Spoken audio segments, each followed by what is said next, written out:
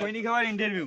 হ্যাঁ দাদা আপনি যে খৈনি খাচ্ছেন এটার মধ্যে কি আছে, কি কি দিলেন?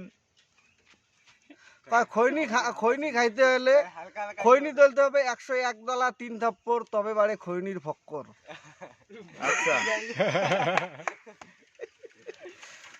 শোন, এই আমি এখন কতটা কই, মুখ তুলিস না। আরে মুখ তুলবেন না, ক।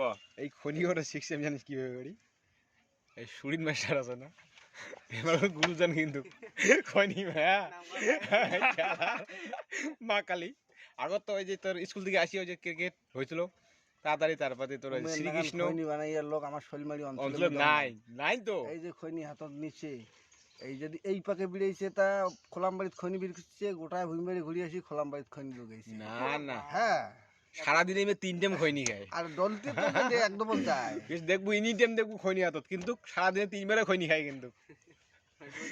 হ্যাঁ ওর খৈনি খেলে মাথা চক্কর দিয়ে পড়ি থাকা হবে। আর সুরিন মাস্টারের খৈনি এদিকে লোক খাইতে খাওয়া পায় নাই।